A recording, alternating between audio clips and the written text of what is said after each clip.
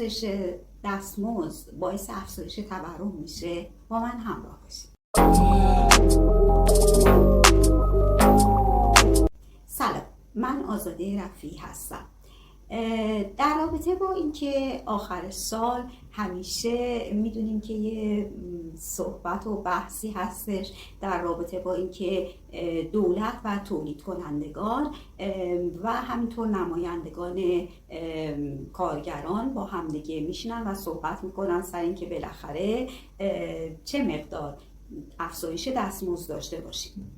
حرفی رو که تولید کنندگان میزنن و همینطور دولت هم اون وجه قالب فکر سیاست گذاریش بر این هستش که وقتی که به اصطلاح دستمزدها بالا میره، چون که هزینه های تولید کننده افزایش پیدا میکنه، بنابراین اون تولید کننده قیمت ها رو میبره بالا. بنابراین این باعث میشه که تورم افزایش پیدا کنه. ببینید، دلیل اصلی رو ما بایستی در رابطه با تورم حل بکنیم. دلیل اصلی در واقع این هستش که بالا نگه داشتن نرخ ارز برای اینکه تامین بشه کسری بودجه دولت، علت اصلی در واقع در مورد تورم این هستش که اگر این رو ما موشکافی بکنیم، این باعث تورم میشه که بایستی این رو از بین ببریم در درجه اول. دوم این که تولید کنندگان که این حرف رو میزنن که هزینه های ما بالا میره، بنابراین ما به اصطلاح مجبوریم تولیدمون رو کم بکنیم، یه سری کارگرها رو اخراج کنیم، یه چیزایی رو مطرح میکنن. از نظر تئوریکی تا حدودی درست هستش، اما تولید کنندگان باید به این مسئله توجه داشته باشن که هزینه های دیگری هم اونها دارن، فقط کارگرها نیستش. هزینه هایی مثل مالیات بر سود که باید باشه، هزینه یا تعمیر ابزار و آلات و دستگاه ها، گاهی اوقات حتی ناچار میشن دستگاه ها رو تعویض کنن که وقتی تورم وجود داشته باشه طبیعتاً این هم جزء هزینه های مضاعف هستش. و همینطور خرید مواد اولیه. همه اینها چیزهایی هستش اگه ما سرجم بکنیم، حالا محاسبه نکردم ولی یه چیز حدود در 12% مربوط به هزینه های کارگران میشه. مگه واقعا اگه شما خودتونم در نظر بگیرین کارگران چقدر دستمزدشون هستش، شما بنا به حداقل دستمزد حساب بکنین، اونایی هم که بهشون سنوات میخوره چقدر مگه حقوق میگیرن.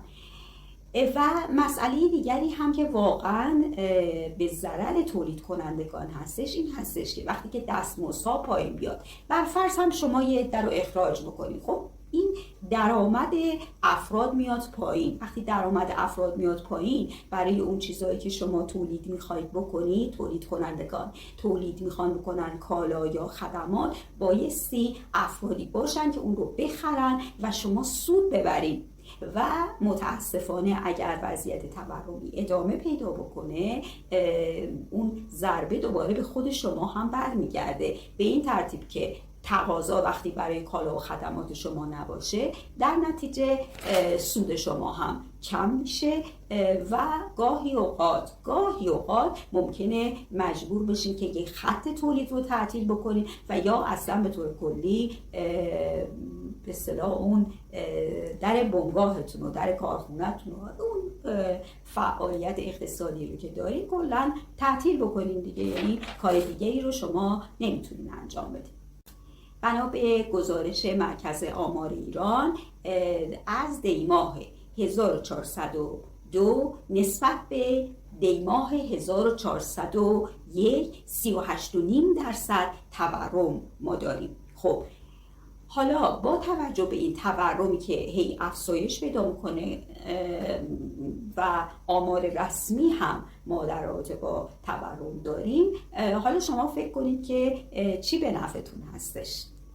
یکی دیگه از مسائلی هم که هستش این که کارگری که حقوقش کفاف معیشت زندگیشون نده، دیگه نمیاد فرضاً از خودروساز ماشین بخره یا حتی چیزایی مثل پوشاک که اون خیلی ضروری هستش مجبور فقط همون در حد خورد و خوراک خرید بکنه. بنابراین خیلی از خریدها کاهش پیدا میکنه. شما به این مسئله اگر توجه بکنید بایستی یک چیزی بینابین قرار بدیم، با توجه به اینکه هزینه ها بخشی از اون درسته، در واقع کارگران اون حقوقی که دریافت میکنن هستش، حد تورم اگه بخوایم ببریم بالا که خب واقعا خیلی مسئله در کوتاه مدت میتونه ضربه زننده باشه. اما از حد فرض کنیم 20% فاصله تقریبا 1/2 که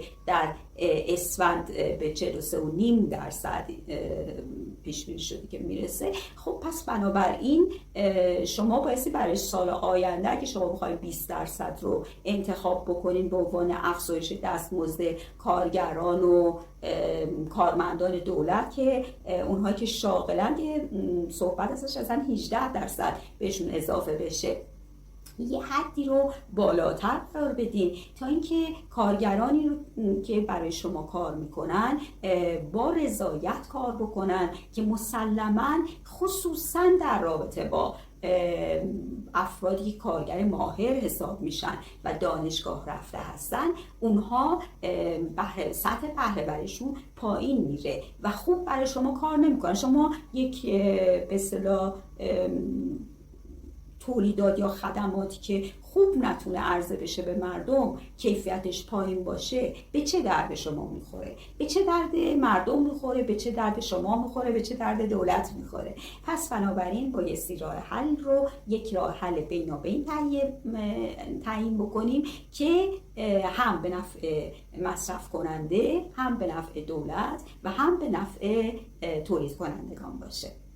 اگر این مطالب براتون قابل قبول هستش یا نظری در رابطه با این مسئله دارین، شما برای من کامنت کنین. من برای تک تک کامنت هایی که شما میذارین رو ارزش قائلم و حتما اونا رو میخونم.